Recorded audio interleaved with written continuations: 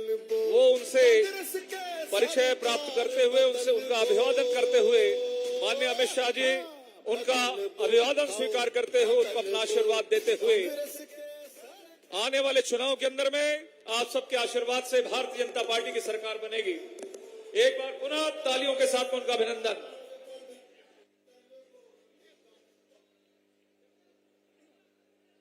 एक बार जोरदार तालियों के साथ माननीय अमित शाह जी का स्वागत और अभिनंदन। एक बार जोरदार ताली बजा करके अभिनंदन करेंगे। हम सबका सौभाग्य है कि हमारे जिले के भारतीय जनता पार्टी के उम्मीदवारों के इस नामांकन सभा में हम सबको आशीर्वाद देने के लिए, मार्गदर्शन देने के लिए हमारे देश के यशस्वी गृह मंत्री आदरणीय अमित शाह जी हम सब के बीच में उपस्थित हो चुके हैं। मैंने हमारे 6 प्रत्याशियों को आपके सामने प्रस्तुत करके उनका परिचय कराया था। हमारे 7वें प्रत्याशी भी यहाँ उपस्थित हो चुके हैं। हालांकि वो किसी परिचय के मोहताज नहीं है, फिर भी मैं आदरणीय डॉक्टर रमन सिंह जी से निवेदन करूंगा कि वो आपके सामने आकर के आप सबका अभिनंदन स्वीकार करें। एक बार जोरदार ताली बजा करके स्वागत करेंगे। मैं हमारे प्रदेश अध्यक्ष आदरणीय अरुण साव जी से निवेदन करूंगा कि माननीय गृह मंत्री जी का स्वागत करेंगे।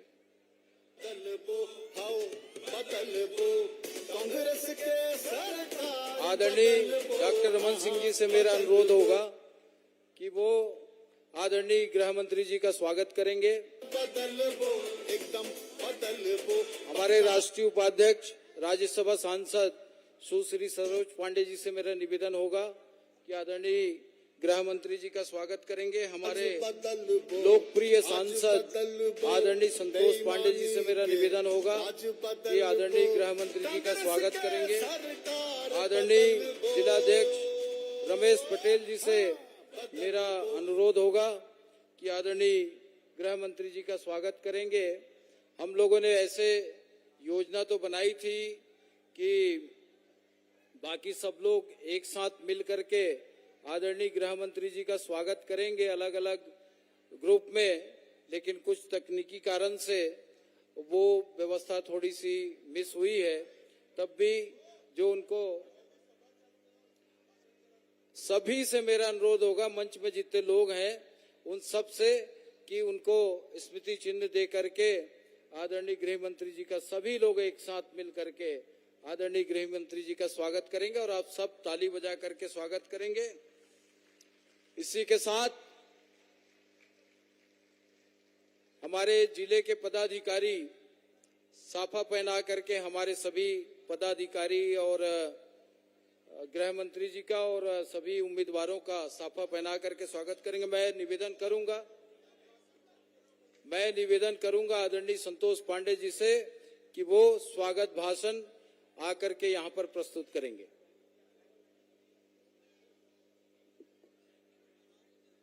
भारत माता के, भारत माता के, भारतीय जनता पार्टी जिंदाबाद, भारतीय जनता पार्टी जिंदाबाद, अमित शाह जी जिंदाबाद, अमित शाह जी जिंदाबाद। आज संस्कारधानी राजनांदगांव में उपस्थित सम्माननीय भारत के गृह मंत्री सम्माननीय श्री अमित शाह जी, मंच पर विराजमान छत्तीसगढ़ के पूर्व मुख्यमंत्री सम्माननीय राष्ट्रीय उपाध्यक्ष डॉक्टर रमन सिंह जी, सम्माननीय सुश्री सरोज पांडे जी राष्ट्रीय उपाध्यक्ष महोदया, हम सबके यशस्वी अध्यक्ष प्रदेश भारतीय जनता पार्टी के और सांसद बिलासपुर के सम्माननीय अरुण साव जी, उपस्थित समस्त प्रत्याशीगण, मंच में विराजमान समस्त वरिष्ठ पदाधिकारीगण और इस राजनांदगांव के इस ऐतिहासिक विशाल जनसभा में उपस्थित समस्त बहनों भाइयों, मैं सम्माननीय अमित शाह जी का मैं स्वागत करता हूं, किंतु इन पंक्तियों के साथ जिस प्रकार से कवि भूषण ने और छत्रपति शिवाजी और छत्रसाल के विषय में कहा था, आज वही माननीय सम्माननीय देश के प्रधानमंत्री नरेंद्र मोदी और इस देश के गृह मंत्री अमित शाह जी सटीक उस पर उतरते हैं। इंद्र जिमि जंभ पर बाणव सुवंभ पर रावण सदंभ पर रघुकुल राज है, पौन बारिवाह पर शंभु रतिनाह पर जो सहस्त्र बाहु पर राम द्विज राज है, तेज तमयंस पर कान्हा जिमि कंस पर जो मलेक्ष वंश पर शेर शिवराज है। शिवा को संभालो, शिवा को सराहो की सराहो छत्रसाल को। इस देश के प्रधानमंत्री सम्माननीय नरेंद्र मोदी की सराहना पूरी दुनिया करती है और भारत के अंदर और इस देश को सुगठित बनाने वाले ऐसे गृह मंत्री अमित शाह जी की पूरा भारत सराहना करता है। आज संस्कार धानी में, साहित्य की नगरी में मैं उनका हृदय से अभिनंदन करता हूं, उनका हम हृदय से स्वागत करते हैं।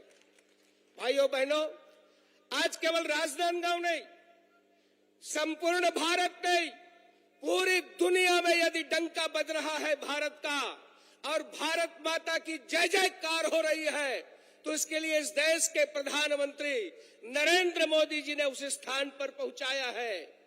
आज हम सब जानते हैं G20 की मेजबानी जिस तरीके से की गई और भारत में जिस तरीके से वो कार्यक्रम संपन्न हुए, विश्व में पहली बार भारत ने ऐसा किया है। अयम निजः परोवेति गणना लघु चेतसाम उदार चरितानाम वसुधैव कुटुंबकम। हम पूरी वसुधा की, पूरी पृथ्वी की, जन जन की चिंता करते हैं, चाहे किसी भी देश के रहने वाले हो। माननीय मोदी जी ने कहा, एक पृथ्वी, एक परिवार, एक भविष्य की बात करने वाले। और इसीलिए उन्होंने क्या किया, जब पूरी दुनिया में त्राही त्राही मची थी, वो बीमारी, वो महामारी, उस कोविड काल में जिस तरीके से दो वैक्सीन उन्होंने इजाद किया, इजाद कराने के लिए वैज्ञानिकों के लैब में जाकर के उनकी पीठ थपथपाई, उनको संसाधन उपलब्ध कराए, उनको सब प्रकार से धन मुहैया कराया और जो वैक्सीन कोविशील्ड को जो वैक्सीन तैयार हुआ, वो पूरे भारत में और पूरी दुनिया में हमने भेजने का काम किया, अपनी औषधि भेजने का काम किया, जिसकी पूरी दुनिया में मांग थी। विश्व की कल्याण की कामना करने का, मंगल कामना करने का ये प्रण माननीय नरेंद्र मोदी जी ने लिया है।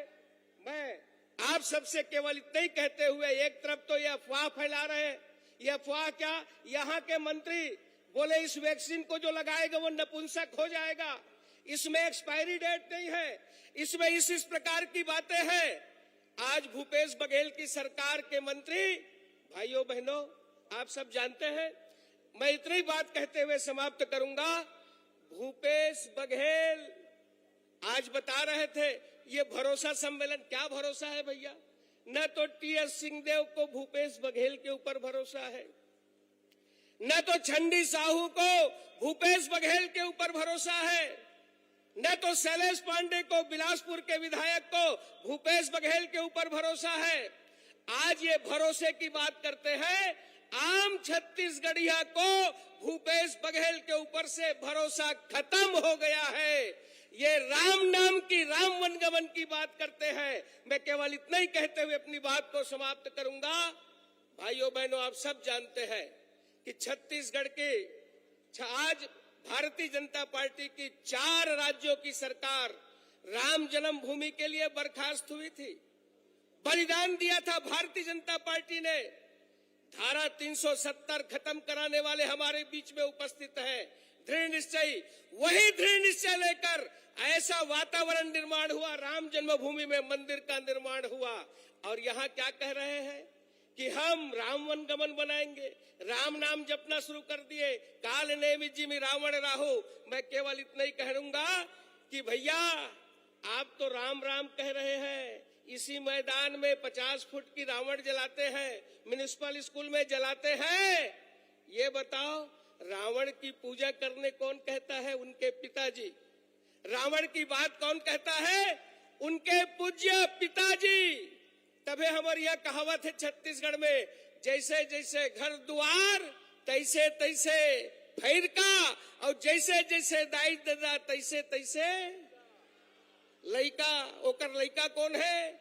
वो धोखा दे थे राम के नाम में। ओकर पिताजी रावण लमानो कहा थे, अब ये राम लमानो कहा थे। एक दूसर ऊपर भरोसा न पैदा करके इन बता दे। मैं केवल अतके कहते हुए कि आज ये समय आगे है, हमारे जतेक प्रत्याशी यहाँ खड़े हैं, ये सब प्रत्याशी मन ला आप मन कमल छाप में वोट लेकर के विजयी बनाओ, जिताओ। आज ये अवसर में सम्माननीय अमित शाह जी के पुनः अभिनंदन और स्वागत करते हुए मैं अपन बात ला समाप्त करत हूं। आप सब ला बहुत बहुत धन्यवाद। किंतु एक पंक्ति के साथ, हालात बदलने में बहुत देर नहीं है, हालात बदलने में बहुत देर नहीं है, कुदरत के उसूलों में उलट फेर नहीं है, आगाज से अंजाम जुड़ा होता है यारो, भगवान के घर देर है। बहुत बहुत धन्यवाद। अब मैं बहुत ही सम्मान के साथ हमारे प्रदेश अध्यक्ष, जो प्रदेश अध्यक्ष के साथ साथ बिलासपुर के सांसद भी, एक बार जोरदार ताली बजा दो और उन साव जी ला आमंत्रित करत हो। बहुत बहुत स्वागत आपके। आज के ये नामांकन रैली में हम सब के ताकत बढ़ाए बर, उत्साह बढ़ाए बर आए हुए हमारे देश के गृह एवं सहकारिता मंत्री जी के एक बार जोरदार ताली बजा के अभिनंदन और स्वागत करो। और बता दो नारा लगा के कि आज छत्तीसगढ़ के गांव गांव गली गली में कौन सा नारा गूंजा थे कि औ नहीं सही बोल, अरे औ नहीं सही बोल, अरे तख्त बदल दो, ताज बदल दो, अरे तख्त बदल दो, ताज बदल दो। आज के ये नामांकन रैली में हम सब के बीच में उपस्थित हमारे देश के गृह एवं सहकारिता मंत्री यशस्वी आदरणीय अमित शाह जी, हमारे पार्टी के राष्ट्रीय उपाध्यक्ष पूर्व मुख्यमंत्री आदरणीय डॉक्टर रमन सिंह जी, राष्ट्रीय उपाध्यक्ष सांसद आदरणीय सरोज पांडे जी, हमारे क्षेत्रीय सांसद आदरणीय संतोष पांडे जी, मंच में विराजमान जम्मू हमारे पार्टी के नेता मन, हमारे 6 विधानसभा के प्रत्याशी मन और अत्यधिक बड़े संख्या में उपस्थित जम्मू भाई बहनी मन ला मैं प्रणाम करत हूँ, राम राम करत हूँ, जय जोहार करत हूँ। अभी अभी तारीख के बाद तारीख, तारीख पर तारीख, तारीख पर तारीख, और अभी कल कांग्रेस पार्टी के 30 प्रत्याशी के ले दे के सूची जारी हुए है। ले दे के कांग्रेस पार्टी डरत है, घबरावत है, हार निश्चित है, अब यही पाए के प्रत्याशी के चयन नहीं कर पावत है। अपन 8 विधायक के टिकट काटे हैं, ये पता चलते कर से कि पूरा छत्तीसगढ़ में कांग्रेस के सरकार के खिलाफ जनता में आक्रोश है। काबर के 4.25 साल में केवल छत्तीसगढ़ ला दोनों हाथ से लूट के दिल्ली दरबार में पहुंचाए के काम करे। तो संगवारी हो, कांग्रेस पार्टी के जाय के बेरा हो गए। भूपेश बघेल और पूरा टीम अपन बोरिया बिस्तर बांधे के तैयारी करत है। काबर के छत्तीसगढ़ के गांव गांव गली गली में एक नारा गूंजत है कि औ नहीं सही बोल। साहिबो। एक बार फिर मैं आज के ये महती सभा में देश के गृह मंत्री आदरणीय अमित शाह जी के हार्दिक अभिनंदन और स्वागत करत हूं। आपसे निवेदन करत हूं कि अब 1.5 महीना के समय पूरा ताकत लगा के काम करना है और 3 दिसंबर के जब मतगणना के परिणाम आए तो झरझर झरझर कमल के फूल खिले। अतके पर आप सब ले आग्रह करत हुए कि अपन प्रत्याशी मनला पूरा ताकत से जिताओ। आप सबके बहुत धन्यवाद। जय जोहार, जय छत्तीसगढ़। अब मैं हमारे राजनांदगांव के लोकप्रिय उम्मीदवार और पूर्व मुख्यमंत्री वर्तमान राजनांदगांव विधायक आदरणीय डॉक्टर रमन सिंह जी से निवेदन करूं कि अपन विचार यहां पर रखें। जोरदार ताली बजा करके स्वागत करेंगे।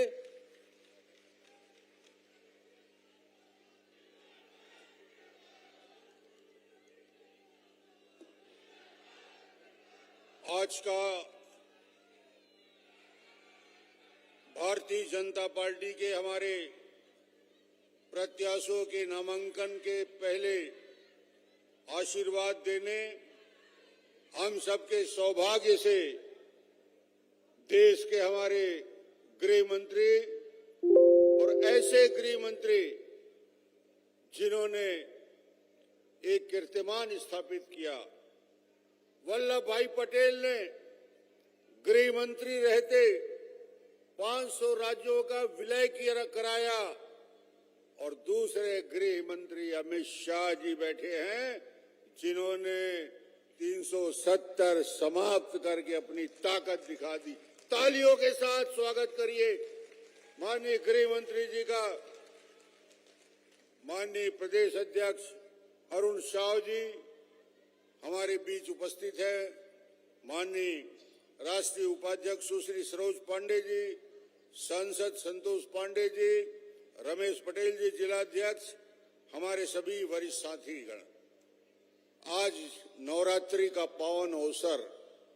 एक बार माता की जयकारा। भारत माता की, भारत माता की, बमलेश्वरी माता की, बमलेश्वरी माता की, शीतला माता की, शीतला माता की। सबसे पहले मैं धन्यवाद देना चाहूंगा राजनांदगांव की जनता को कि आपने डॉक्टर रमन की पहचान बनाई है। डॉक्टर रमन यदि पार्षद से लेकर विधायक से लेकर सांसद, केंद्र में मंत्री और 3 बार मुख्यमंत्री बना है। पहले विधायक आपने बनाया, फिर मैं बाद में बना, उसके लिए आप बधाई के पात्र हैं। आपका मैं अभिनंदन करता हूं, स्वागत करता हूं। आपने वो गौरव दिया और एक बार फिर मैं धन्यवाद देना चाहूंगा राष्ट्रीय हमारे पार्टी के अध्यक्ष और माननीय सभी वरिष्ठ नेताओं का, जिन्हें मुझे विधायक के नाते चुनाव लड़ने का आदेश जारी किया। 15 साल अवसर मिला मुख्यमंत्री के नाते, राजनांदगांव में विधायक के नाते इस क्षेत्र का विकास किया। और 5 साल में कांग्रेस ने क्या किया? पक्षपात की कार्रवाई की, पक्षपात किया राजनांदगांव जिले के साथ। राजनांदगांव का घोर अपमान होता है। राजनांदगांव में भूपेश बघेल के आते ही क्या स्थिति बदली। सड़क, पुलिया, पुल, स्कूल, अस्पताल, सारे निर्माण कार्य रुक गए। एक आंकड़ा मैं देख रहा था, राजनांदगांव नगर निगम में अधोसंरचना मद में 18 से 23 कांग्रेस के शासनकाल में 39 करोड़ मिले और भारतीय जनता पार्टी के कार्यकाल में 13 से 18 200 करोड़ रुपया मिले थे। ये तुलना आप कर सकते हैं क्या स्थिति कांग्रेस ने किया। कांग्रेस के 5 साल और भारतीय जनता पार्टी की विकास यात्रा। स्वास्थ्य की दृष्टि से पेंड्री में मेडिकल कॉलेज की स्थापना भारतीय जनता पार्टी के कार्यकाल में। मॉडल कॉलेज का निर्माण मुख्यमंत्री ग्राम सड़क योजना में 102 किलोमीटर सड़कों का निर्माण, ऐतिहासिक दिग्विजय स्टेडियम को भव्यता के अनुरूप स्टेडियम का निर्माण, मोतीपुर अंडरब्रिज का निर्माण, शिवनाथ वर्धन योजना में लाइनिंग का काम, अंतर्राष्ट्रीय हॉकी स्टेडियम का निर्माण, पेंड्री में हजारों आवास का निर्माण, टेढ़ेसरा में बीपीओ का निर्माण, फ्लाईओवर का निर्माण। और भूपेश ने क्या किया 5 साल में?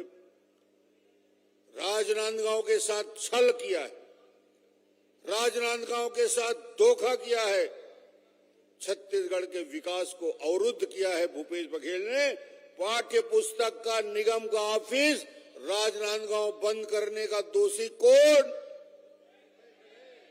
सेतु निगम के कार्यालय को बंद करने का दोषी कौन?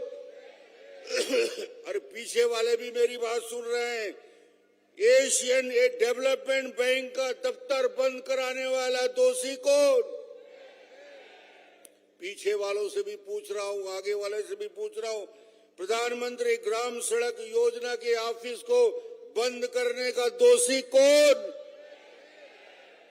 अब भूपेश से बदला लेना है कि नहीं भाई? बदला लेना है। ये बार कांग्रेस ला पूरा छत्तीसगढ़ और राजनांदगांव में पूरा साफ करना है। तय है तो दोनों हाथ उठा के ताली बजाइए। गरीबों को 1 रुपया किलो चावल देने की योजना 15 साल में हमने शुरू की। 16% ब्याज दर को बिना ब्याज के सहकारी बैंक से कर्ज लेने की योजना हमने शुरू की। 38,000 प्राथमिक मिडिल हाई स्कूल का निर्माण हमने कराया।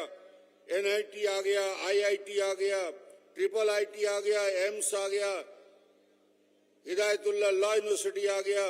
ये संस्थान छत्तीसगढ़ में लाने का काम भारतीय जनता पार्टी ने किया है।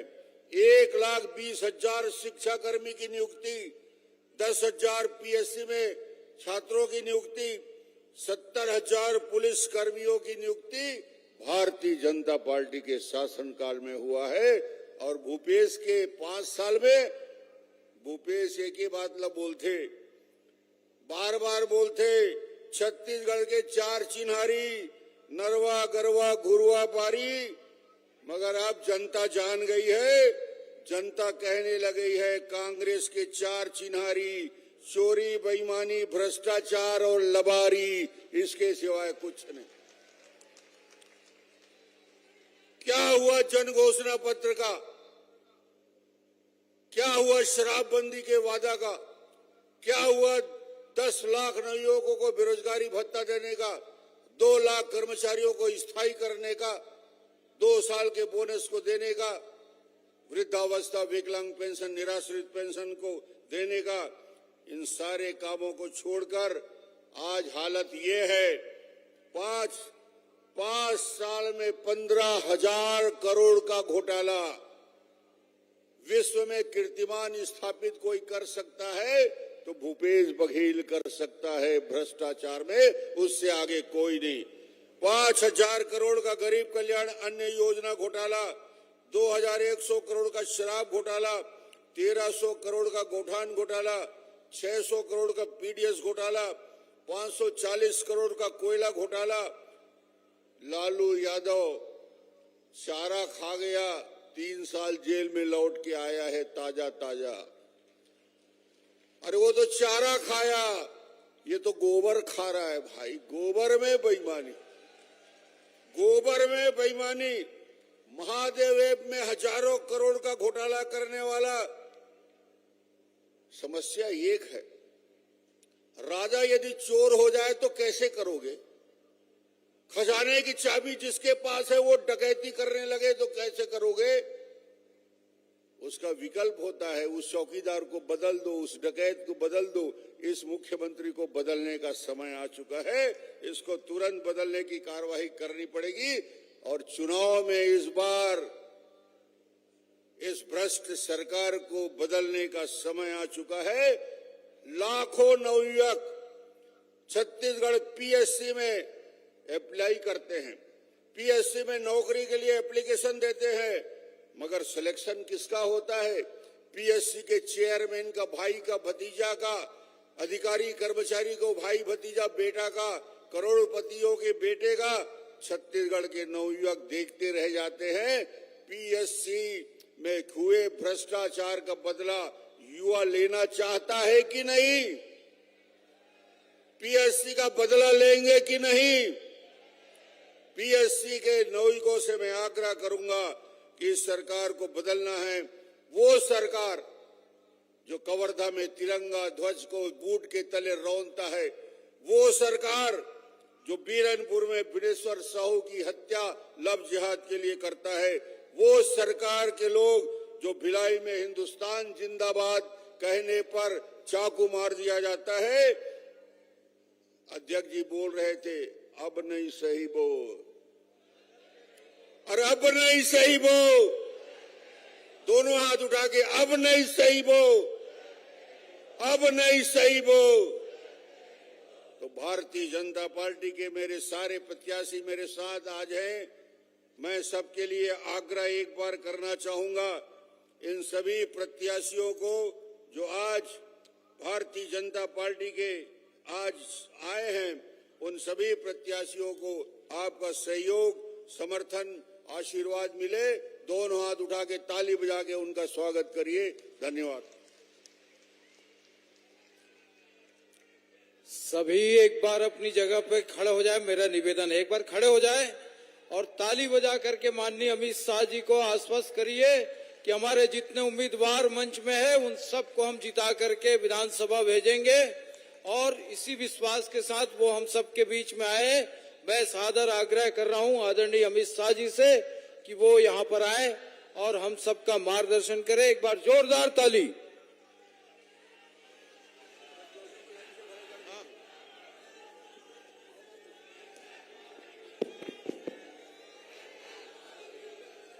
मेरे साथ जोर से बोलिए, भारत माता की। क्यों भाई, सरकार बदलनी है नहीं बदलनी है? ऐसी आवाज नहीं चलती। दोनों हाथ उठाइए, विजय के संकल्प की मुट्ठी बींचिए और प्रचंड आवाज से बोलिए, भारत माता की।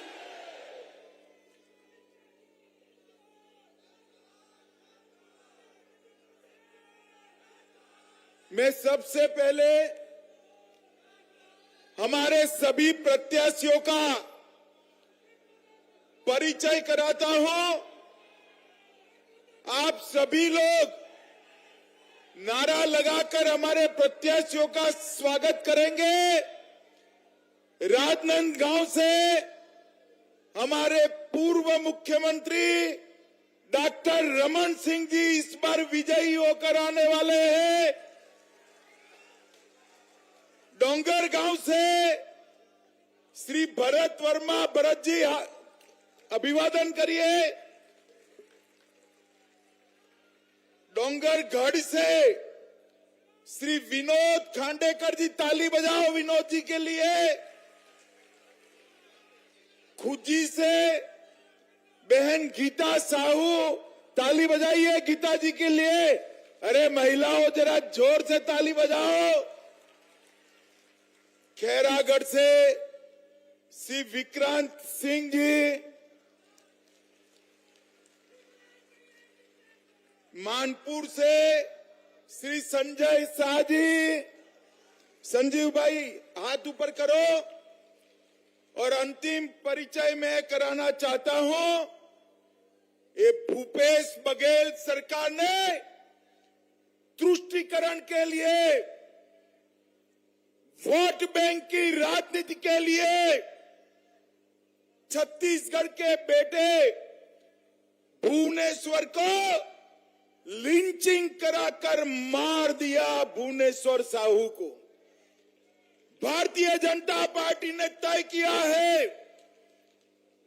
कि हम भुवनेश्वर साहू के हत्यारों को उनके अंजाम तक पहुंचाएंगे और इसके प्रतीक के रूप में उनके पिताजी श्री ईश्वर साहू को हमने चुनाव के मैदान में उतारा है।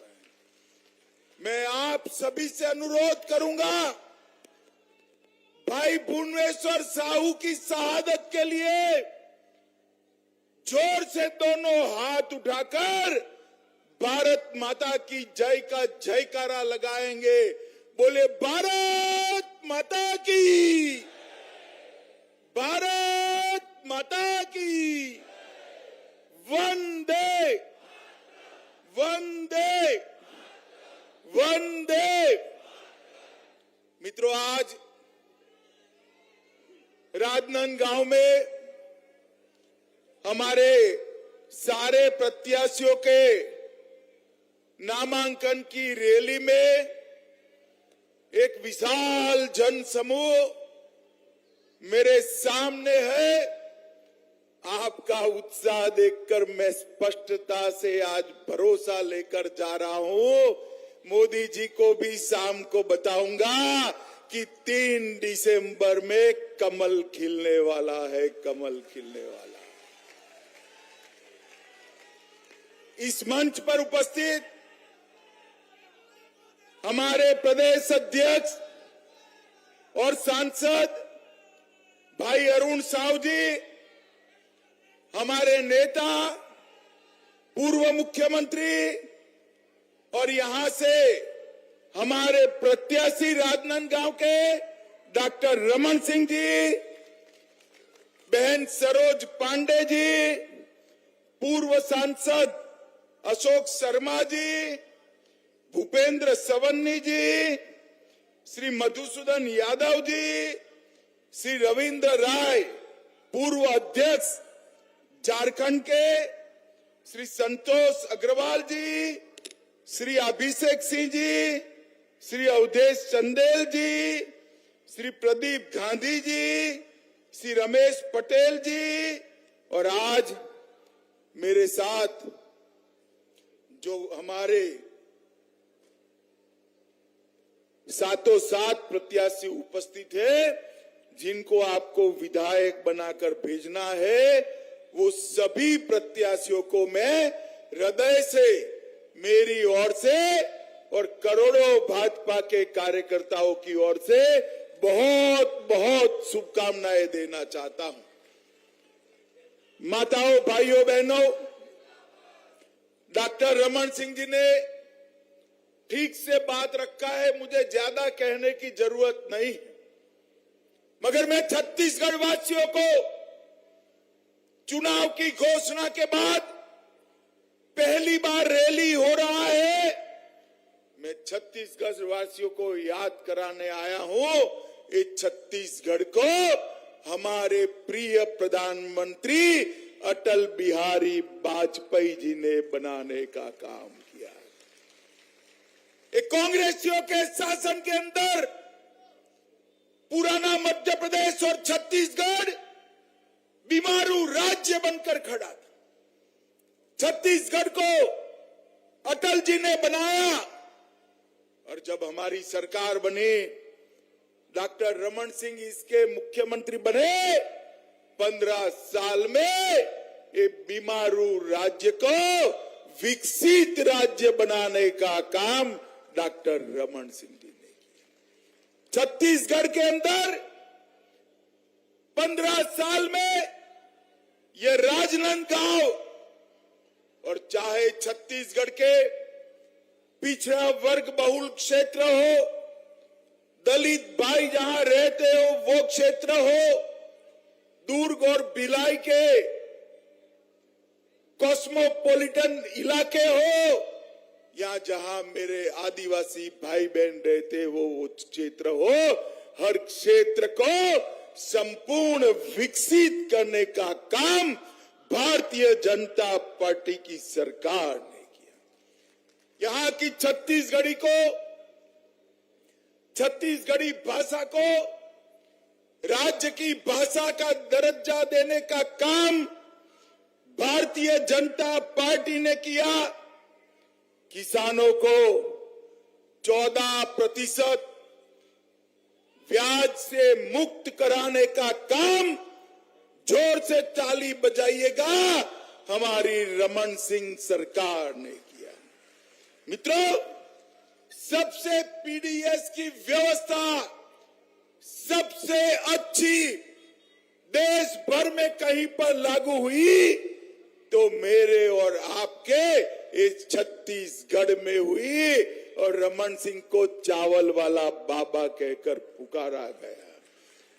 ट्राइबल, ओबीसी और दलित को अपने अधिकार देने का काम किया और छत्तीसगढ़ को हमने विकसित राज्य बनाने के लिए ढेर सारे कदम उठाए।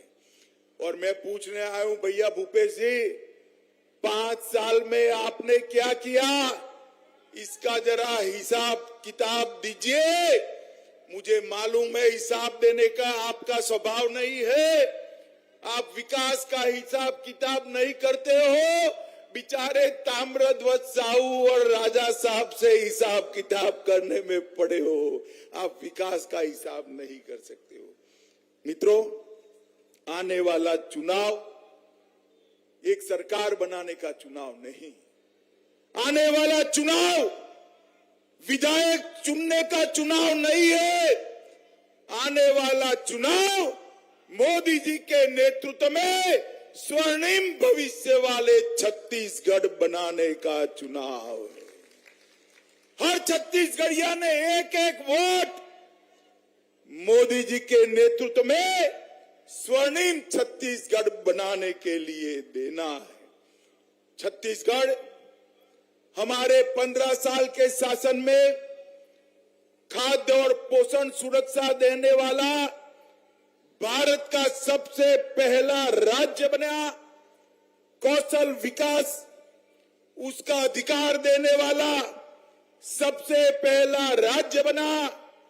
150 दिन तक, जोर से ताली बजाइएगा, 150 दिन तक रोजगारी देने वाला सबसे पहला राज्य बना। महिला मजदूरों को मातृत्व अवकाश देने वाला पहला राज्य बना और माताओं बहनों को पंचायत चुनाव में 50% आरक्षण देने वाला पहला राज्य भी ये बना। इन्होंने छत्तीसगढ़ को कांग्रेस ने बीमारू राज्य बनाकर छोड़ा था। हमने इसको एजुकेशन हब बनाया, पावर हब बनाया, सीमेंट हब बनाया, इस्पात हब बनाया और हेल्थ केयर का भी एक बहुत बड़ा सेंटर बनाने का काम किया। NEET, NIT, IIT, IIT, IIM, AIIMS और लाइवलीहुड कॉलेज देश में सबसे पहले बनाने का काम भारतीय जनता पार्टी ने किया। और मित्रों, भूपेश जी ने क्या कहा किया, 5 साल से 30% भूपेश कक्का सरकार चलाने का काम ये भूपेश जी ने किया। मित्रों, भूपेश बघेल ने छत्तीसगढ़ को कांग्रेस के दरबार का एटीएम बनाकर रखा है, एटीएम बनाकर रखा है। छत्तीसगढ़ के मेरे आदिवासी युवा के अधिकार का पैसा दिल्ली दरबार की कांग्रेस की तिजोरी में जाता है। दलित युवा का पैसा दिल्ली दरबार की कांग्रेस की तिजोरी में जाता है और मेरे पिछड़ा वर्ग के युवा भाइयों बहनों का अधिकार भी ये इनके एटीएम के थ्रू दिल्ली में जाता है। और मैंने करप्शन का ऐसा, जैसे फूड चेन बनते हैं ना, कोई पिज्जा का फूड चेन बनाएगा, कोई पाव भाजी का बनाएगा, इन्होंने करप्शन का पटवारी से लेकर मुख्यमंत्री तक का पूरा करप्शन चेन बना दिया है जो दिल्ली तक जाता है। शर्म आनी चाहिए आपको, शर्म आनी चाहिए। और मैं आपको बताता हूं, घोटालों की इतनी बड़ी सूची मैंने मेरे सार्वजनिक जीवन में कहीं नहीं देखी। शराब घोटाला, 2000 करोड़ रुपए का शराब घोटाला, इनके ऑफिस के अफसरान जेल में जाते हैं और उनको शादी में भी चैन नहीं आता है, कहीं वो मुंह न खोल दे, इसलिए डर कर घर में शादी कराते हैं। कोयला परिवहन घोटाला 550 करोड़ का किया। प्रधानमंत्री गरीब अन्न योजना में 5000 करोड़ का घोटाला किया। गोठान घोटाला 1300 करोड़ से ज्यादा रुपयों का घोटाला किया। 600 करोड़ का उन्होंने पीडीएस घोटाला फिर से किया। महादेव ऐप का 5000 करोड़ का घोटाला करने का काम भूपेश बघेल सरकार ने किया। ये उन्होंने तो बच्चों की नौकरियों को भी नहीं छोड़ा। पब्लिक सर्विस कमीशन का घोटाला कर कर बच्चों की नौकरियों में भी कटकी लेने का काम किया है। मित्रों, ये भूपेश बघेल सरकार कटकी और बटकी की सरकार है। हमें यहाँ विकास करने वाली सरकार चाहिए, मोदी जी के नेतृत्व में आगे ले जाने वाली सरकार चाहिए। ढेर सारे वादे किए, प्रत्येक महिला को महतारी सम्मान योजना देना था। भूपेश बाबू क्या हुआ? मुफ्त 4 गैस के सिलेंडर देने थे। भूपेश बाबू क्या हुआ? 50,000 अतिरिक्त शिक्षक बढ़ने थे। भूपेश बाबू क्या हुआ? शहरी क्षेत्रों में संपत्ति कर 50% कम करने का वादा किया था। क्या हुआ? राज्य में पूर्ण शराबबंदी लागू करने वाले थे। भूपेश बाबू आपने क्या किया? बिजली का बिल आधा करने वाले थे। भूपेश बाबू आपने क्या किया? उनको हिसाब देना चाहिए छत्तीसगढ़ की जनता को। मैं आज छत्तीसगढ़ की जनता को बताने आया हूं, ये भूपेश बघेल उनके शासन में छत्तीसगढ़ में ना दलित खुशहाल है, ना आदिवासी खुशहाल है, ना ओबीसी खुशहाल है, पिछड़ा भी खुशहाल नहीं है। माताओं बहनों की तो बात ही मत करिए, युवा और किसान भी परेशान है। खुशहाल है तो गांधी परिवार अकेला खुशहाल है और कोई खुशहाल। जैसे मैंने अभी पहले किया, उनकी वोट बैंक की राजनीति के चलते भुवनेश्वर साहू की हत्या कर दी। आप क्या चाहते हैं कि छत्तीसगढ़ फिर से एक बार एक कौमी दंगों का केंद्र बने? चाहते हैं क्या?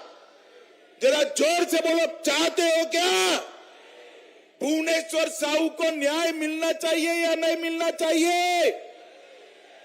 अगर कांग्रेस फिर से चुनकर आती है तो यही तुष्टीकरण की, यही वोट बैंक की राजनीति कांग्रेस पार्टी आगे बढ़ाएगी। और मैं आपको कहता हूं, एक बार कमल फूल की सरकार बना दो। ये जिन्होंने भ्रष्टाचार किया है, पाई पाई उनसे वसूलेंगे और उनको उल्टा लटका कर सीधा करने का काम ये भारतीय जनता पार्टी की सरकार करेगी। भाई और बहनों, मोदी जी के नेतृत्व में हमने पूरे देश का सम्मान बढ़ाने का काम इस देश के प्रधानमंत्री जी ने किया है। अभी अभी विधानसभा और लोकसभा में 33% माताओं बहनों को रिजर्वेशन देने का काम भारतीय जनता पार्टी की सरकार ने किया। चंद्रयान भेजा, G20 हुआ और छत्तीसगढ़ के ढेर सारे लाभार्थियों को नरेंद्र मोदी सरकार का फायदा मिला है।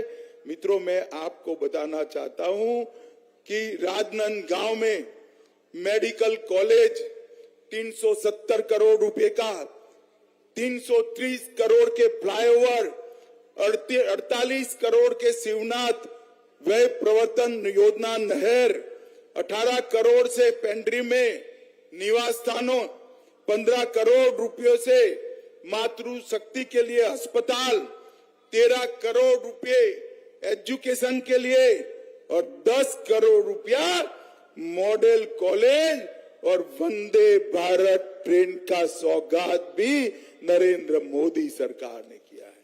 और मैं आज भूपेश जी को पूछना चाहता हूं, भूपेश जी 2004 से 14 केंद्र में यूपीए की सरकार थी, कांग्रेस की सरकार थी, क्या दिया आपने छत्तीसगढ़ को? हिसाब लेकर आइए माताओं, भाइयों, बहनों। 2004 से 14 में केवल 77,000 करोड़ रुपया छत्तीसगढ़ को 10 साल के अंदर दिया। कितना दिया? जरा जोर से बोले, कितना? 77,000 करोड़। कितना? और मोदी जी ने 2014 से 23 उनके 10 साल बनाम हमारे 9 साल 77,000 करोड़ की जगह पे 3,01,000 करोड़ रुपया छत्तीसगढ़ को भेजने का काम किया। हमने नक्सलवाद पर नकेल कसी, 38 लाख किसानों को हर साल 6,000 रुपया दिया, 24 लाख घरों में पीने का पानी पहुंचाया, 2 करोड़ गरीब छत्तीसगढ़ वासियों को 5 लाख तक का पूरा स्वास्थ्य का खर्चा नरेंद्र मोदी सरकार ने उठाया। 38 लाख माताओं के घर में शौचालय का निर्माण किया।